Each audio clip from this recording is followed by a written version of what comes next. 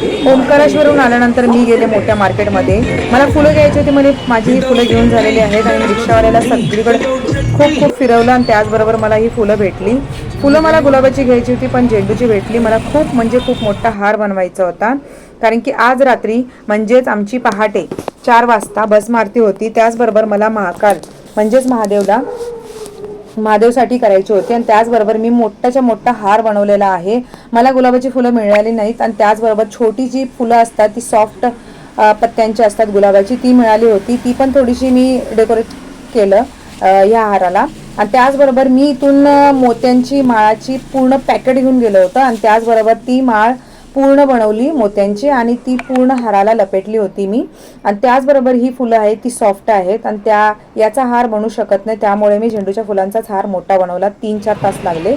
आणि ते झाल्यानंतर हार वगैरे झाल्यानंतर अजून एक वस्तू बनवल्यानंतर मी गेले मार्केटमध्ये, कारण की मला मार्केटमध्ये थोडं सामान वगैरे थोडं साहित्य वगैरे घ्यायचं होतं आणि त्याचबरोबर आम्हाला डिनर पण करायचं होतं.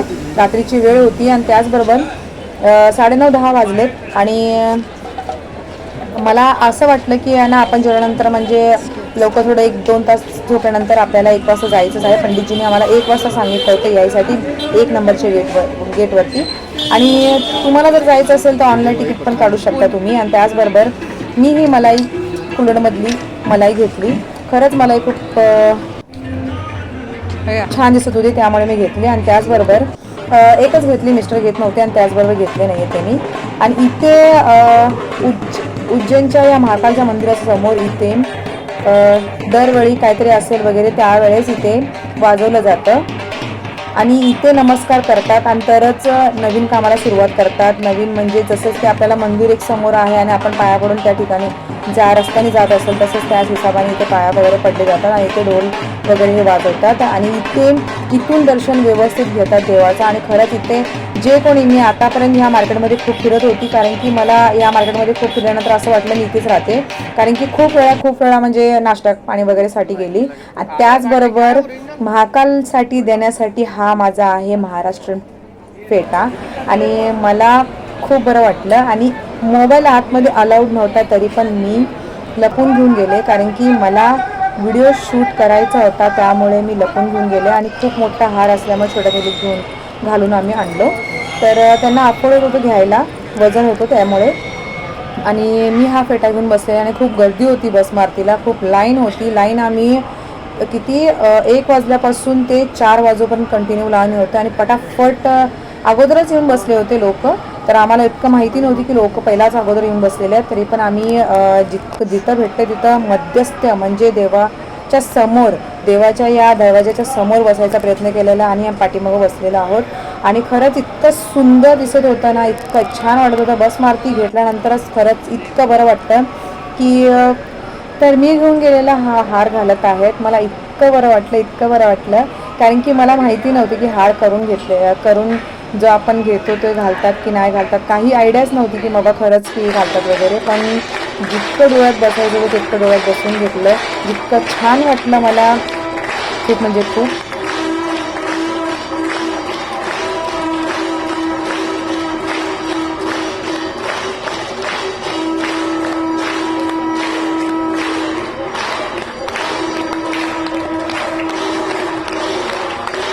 तुम्हाला जर ऑनलाईन तिकीट बुक करायचं तर ऑनलाईनही करू शकता आणि पंडितजींच्या ओळखीने पण तुम्ही बस मारुती घेऊ शकता. पहिल्यांदा आल्यानंतर बस मारुतीच घ्या. ज्या वेळेस तुम्ही पहिल्यांदा याल बस मारुतीच घ्या या उज्जैन महाकालची. आणि बस मारुतीमध्ये बसल्यानंतर जे नशीबवान असतात त्यांनाच ही बस मारुती भेटते. खरंच इतकी ही प्रभावशाली बस मारुती असते की काय सांगू. खरंच खूप छान दर्शन झालं. आणि त्याचबरोबर आम्ही या मंदिराच्या समोर खूप सारे रील्स बनवले, व्हिडिओज बनवले, फोटोशूट केले आणि खरं इतकं समाधान वाटलं. सकाळची आरती रात्रभर आमची ही रांगेत राहून आरती झालेली आहे बस मारुती. आणि तुम्हाला एक सांगते की आहे ना, आपण जी बस मारुती बघतो तिथे लेडीज लोकांना बघायला देत नाहीयेत, फक्त जेंट्स बघू शकतात. आणि खरंच इतकं सुंदर हा परिसर आहे, खूप छान वाटतं. इथे आता 7 वाजलेत आणि गर्दी खूप नाही आहे. तर त्याचबरोबर जसं आणि पर पर्सन जर तुम्हाला नॉर्मल दर्शन घ्यायचं असेल तर 250 रुपये आहे. आणि व्हिडिओ शूट वगैरे आम्ही केले आणि त्याचबरोबर खूप सारे व्हिडिओ शूट केले वगैरे आणि इतकं कॉस्ट पण कमी आहे. जर तुम्हाला इथे यायचं इच्छा असेल तर तुम्ही एक दिवसात पण दर्शन करू शकता. जर तुम्हाला 250 रुपये तिकीटमध्ये तुम्हाला अर्धा एक तासात किंवा 2 तासात दर्शन होऊ शकतं साईडून. तर खूप छान हे दर्शन होऊ शकतं. आणि त्याचबरोबर मला इथे एक मैत्रीण भेटली होती, तिचा मोबाईल आतमध्ये होता आणि लपून मी का मोबाईल नेला होता, कारण की मला व्हिडिओ शूट करायचं होतं त्यामुळे. कारण की इथे खूप म्हणजे काहीतरी प्रॉब्लेम चालू आहेत, त्याच्यासाठी आहे ना मोबाईल घेऊन जायचा नसतो. पण दुसऱ्यांनी पण खूप जणांनी घेऊन गेला होता लपूनच. त्याचबरोबर मी पण बरं झालं, म्हणजे असं वाटलं की मी चुकी करते का, पण नाही वाटलं. कारण की सगळ्यांच्या हातामध्ये मोबाईल होता, त्याच्यामुळे मला टेन्शन झालंच नाही. मला टेन्शन होत होतं मोबाईल आहे माझ्याकडे म्हणून, पण माझ्याकडे फेटा आणि हार होता, त्याच्यामुळं सगळं त्याच्यामध्येच लपलं. आणि आम्ही व्हिडिओ शूट वगैरे फोटो वगैरे केला. आणि त्याचबरोबर माझी एक मैत्रीण भेटलेली, ती पण मैत्रिणी मोबाईल नाही आणले, मग ती माझ्याकडून मोबाईलमधून फोटो काढली आणि ती व्हिडिओ वगैरे काढली आणि ती मला पाठवायला बोलली व्हॉट्सअपला. आणि त्याचबरोबर माझी वगैरे मैत्रीण झाली ती. आणि त्याचबरोबर सगळं हे होताच व्हिडिओ शूट वगैरे चालूच होता. आणि परिसर इतका मोठा आहे, खूप म्हणजे खूप मोठा आहे. आणि गार्डनच्या ठिकाणी तर ना इतकं सुंदर सुंदर मूर्त्या आहेत, खूप खूप म्हणजे खूप मोठ्या मूर्त्या आहेत. आणि त्या शंकर भगवानच्या आहेत, गणपतीच्या आहेत आणि इतर सगळ्या देवांची तिथे मूर्त्या आहेत. आणि खूप छान परिसर आहे. बघा किती छान वाटते. आणि मंदिरचा जो साईडचा परिसर आहे, जो साईडचा भाग आहे, तो पण खूप सुंदर वाटतं. आणि कंटिन्यू आरती होत असते. बस मारती सकाळची होते, पण जे पूजा विधी वगैरे असतं ते कंटिन्यू होतं. संध्याची आरती पण असते. आणि हे बघा, हे बाहेरचा परिसर आहे गार्डनचा. आणि इथे असा वेगवेगळ्या सुंदर मूर्त्या, आणि या सुंदर मूर्तीवरती या सूर्याची किरणं जी पडतात ना, इतकं सुंदर दिसतं. बघायला गेलं तर आपण हे समोरून बघतो ना, तितकंच मन भरतं. खूप सारे व्हिडिओ होते, खूप सारे सगळ्या देवादेवतींची, गणपतीची सगळ्यांची मूर्ती होती. आणि त्याचबरोबर इथे ही नदी होती. आणि त्याचबरोबर इथे पण इतकं सुंदर वाटतं. रात्रीचं वेळेस खूप छान वाटतं. मी रात्रीच्या वेळेस आलो नव्हतो. आणि त्याचबरोबर आम्हाला काही वस्तू वगैरे घ्यायच्या होत्या, प्रसाद वगैरे घरच्यांसाठी, आपल्या परिवारासाठी. त्याचबरोबर आम्ही ते वगैरे घेतलं. आणि खूप ठिकाणी गेल्यानंतर हे उज्जैनचे दर्शनीय स्थळ आहे, म्हणजे जिथं दर्शन घ्यायचं तिथलं स्थळ आहे. आणि तुम्हाला जर बाहेरचे जे देवी देवता आहेत तिथलं पण दर्शन घ्यायचंच आहे. जे पहिल्यांदा जाईल त्यांनी दर्शन घ्यावंच. आणि उज्जैनच्या मंदिराजवळचे जे मंदिर आहेत, छोटे छोटे मंदिर आहेत, तिथलं पण तुम्ही दर्शन घ्याच. कारण की 10-12 म्हणजे देवांची मंदिर आहे, तिथे दर्शन घ्या. आणि हरसिद्धी माता म्हणून हे मंदिर आहे. तर हे एक आमचं बाकी होतं, तिथे जवळपास आहे. पण इतकं ऊन होतं, खूप म्हणजे खूप होतं. उन्हाच्या टायमामध्येच आम्ही गेलो होतो दुपारची, कारण की संध्याकाळची आमची गाडी होती त्यामुळे. तर खूप म्हणजे खूप ऊन होतं. पण तरी पण आम्ही दोघांनी मिळून वगैरे देवाचं जे दर्शन घ्यायचं होतं ते घेतलं. आणि त्याचबरोबर खूप ठिकाणी काय काय प्रसाद वगैरे घ्यायचं होतं ते प्रसाद वगैरे घेतलं. आणि काय काय अजून घ्यायचं होतं वस्तू ते पण घेतलं. आणि खरं तर यायचं म्हटलं तर तुम्ही एक दिवसाची दर्शन करू शकता फक्त उज्जैनचं. पण तरी पण उज्जैनचं एक दिवसात दर्शन न करता सगळ्याही देवाचं एक दिवस फक्त स्टे करून तुम्ही सगळ्या देवाचं दर्शन करू शकता. तर माझं हे ड्रीम होतं ते माझं आज पूर्ण झालेलं आहे. आणि खरंच देव म्हणतात ना, तुम्हाला बोलावणं आलं तरच तुम्ही इथे येता, पण नाहीये, असं नाहीये. तुमच्या मनात तुम्ही देवाबद्दल श्रद्धा आणा खरंच. आणि हे 4 धाम हे मंदिर आहे, इथे पण खूप सारे देवी देवता आहेत. आणि त्याचबरोबर खूप छान इथे पण मंदिराची जी रूपरेषा आहे खूप सुंदर बनवलेली आहे आतून. आणि शंकरच्या पेंडीजवळ हे नंदी बसल्यानंतर त्यांच्या दोन्ही कानाच्या मधून जी फोटो येतो, व्हिडिओ येतो, तो खूप सुंदर वाटत होता. त्यामुळे मी व्हिडिओ शूट केला. आणि खूप सुंदर वाटते. तर त्याचबरोबर मला आल्यानंतर असं वाटलं की यांना एकदम मन प्रसन्न वाटलं. कारण की असा आमचं कधीच म्हणजे कुठल्या देवाला वगैरे गेल्यानंतर आमचं एकदम सुटसुटीत, एकदम छान पैकी, एकदम सोपं साधं असं कधीच म्हणजे दर्शन झालेलं नाहीये. काय नाही काय तर मचमच वगैरे असते, सगळ्याच ठिकाणी असते, असं नाहीये. पण इथे उज्जैनला आल्यानंतर माझं ओंकारेश्वर आणि उज्जैनचं जे काय माझं दर्शन आहे ते खूप सुंदर झालं. सगळ्यांचं तर इच्छा एक असते नंदी समोर बसायचं, पण इतकं ते कठीण आहे. कारण की कसं आहे ना, खूप म्हणजे खूप पहिला कसं बस मारती जेव्हा आले, पहिला स्टार्टिंगला जे लाईनीला येऊन उभं राहतात तेच तिथे जातात, हे लक्षात ठेवा. स्टार्टिंगला तुम्ही तिथे येऊन जवळ उभा राहिला स्टार्टिंगला, म्हणजे समजा तुम्ही 10ला या 11ला या, तुम्हाला सांगितलं असेल कोणीतरी 1 वाजता या, पण तुम्ही 10ला 11ला जर जाऊन उभा राहिला तर तुमचं समजा नंदी समोर दर्शन होणारच होणार. आणि तुम्हाला समोर एकदम एकदम समोर महाकालची पेंडी दिसेल. त्याचबरोबर आम्ही इथे ह्या चारधाम मंदिरामध्ये हे सगळे देवी देवतांची फोटो वगैरे आहेत. इथे सगळ्या या फोटोमध्ये कहाणी लपलेली आहे एक एक. आणि खरं म्हणायला गेलं तर असं दर्शन करण्यासाठी आहे ना खूप भाग्य लागतं. आणि खरंच माझं खूप भाग्य होतं, माझ्या नवऱ्याचं आणि माझं. खरंच आम्हाला इतकं सुंदर दर्शन झालेलं आहे.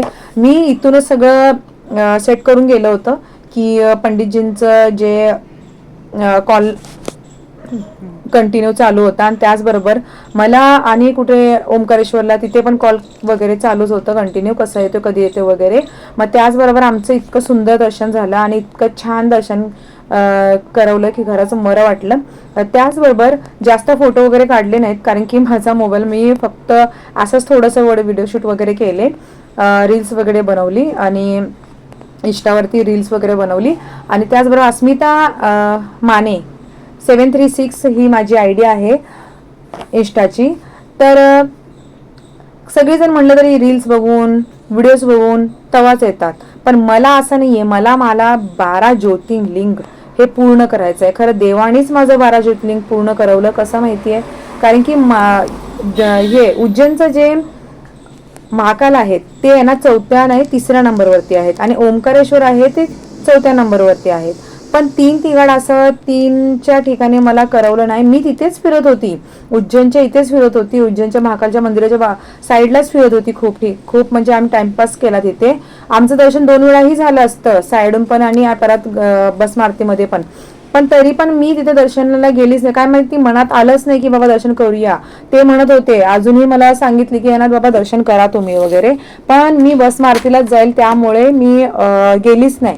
2 वेळा माझं दर्शन झालं असतं पण गेली नाही. पण देवानेच माझं असं घडवून आणलं की आहे ना मला ओमकारेश्वरचं दर्शन घडवलं.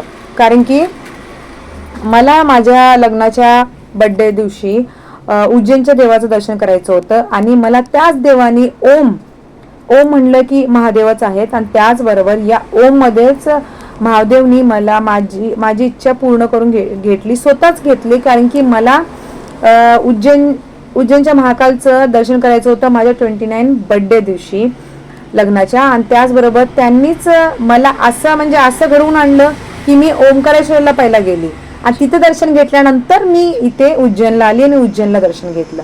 खरंच देवाची जी कृपा आहे, आणि देव जे करतो ते सगळं चांगलंच करतो. असं नाहीये की आहे ना तुम्ही समजा की जे काय असेल ते जीवनात जे आहे ना तेच होतं. पण खरंच देवाची कृपेने आहे ना सगळं या देवावरती सोडा, महाकालवरती सोडा. दरवेळेला तुम्ही नाम जपा आणि खरंच महादेवचं जे चरित्र आहे ते पूर्णपणे वाचा. आणि जे कोणी पंडित वगैरे असतात ते खरंच आम्हाला सांगतात की आहे ना महादेवचे जे चरित्र आहे ते तुम्ही ऐकलंच पाहिजे आणि वाचलंच पाहिजे असं म्हणतात. पण खरंच ते ऐकलं आणि वाचलंही पाहिजे, कारण की खूप जणांना काही गोष्टी वगैरे माहिती नसतात, आणि ते वाचल्याने तुम्हाला सगळ्या गोष्टी स्पष्ट होतात की बाबा काय असतं वगैरे. आणि इथे इतकं सुंदर गुफा होती. गुफेमध्ये आम्ही आल्यानंतर इतकं छान वाटलं, कारण की गुफेमध्ये पण खूप मूर्त्या वगैरे होती, खूप म्हणजे खूप, आणि खूप मोठं होतं हे. तर नक्की जाईल. आणि बघायला गेलं तर वरच्या साईडला जायचं, नंतर खाली उतरायचं, अशा प्रकारे ही गुफा होती. आणि खूप म्हणजे खूप इच्छा काय आपल्या देवतांची फोटो व्हिडिओ वगैरे कधी ना कधी होतच राहतात देवाच्या कृपेने. आणि त्याचबरोबर माझं काय इच्छा पूर्ण होते. हा प्रवास खूप छान होता. आणि त्याचबरोबर उज्जैनचा तर मला तर माणसाला आवडलेला आहे. तुम्ही पण नक्की जा. सुख तर मला पैसा गाडी बंगला हे आवडेल, आणि मी खरंच समाधानाने राहिलं तरी पण सुख देतं. हास्य हमेशा चेहऱ्यावर असलं तरी पण सुख वाटतं. तुम्ही जे काय खाताय पिताय तेच तुम्हाला बरं वाटलं तरी पण सुख आहे. आणि त्याचबरोबर आम्ही टीका वगैरे लावून या उज्जैनच्या स्टेशनला नंतर आम्ही गाडीमध्ये बसून आम्ही निघालो. आणि हे बघा खूप सुंदर ही मेहंदी झालेली. जिंदगीत पहिल्यांदा असं वाटतं ही मेहंदी आमच्यासाठी खूप छान असेल. तर त्याचबरोबर उज्जैनची आम्ही ही मेहंदी काढली आणि आम्ही येऊन पोचलो. बोलता ट्रेनमध्ये थांबता आम्ही येऊन पोचलो आमच्या या कल्याण स्टेशनला. आणि अंबरनाथच्या ट्रेनमध्ये बसल्यानंतर आम्ही आलो आमच्या घरी. तर माझा हा व्हिडिओ आवडला असेल तर लाईक सबस्क्राईब शेअर नक्की करा. थँक्यू सो मच माझा व्हिडिओ हा बघितल्याबद्दल. थँक्यू.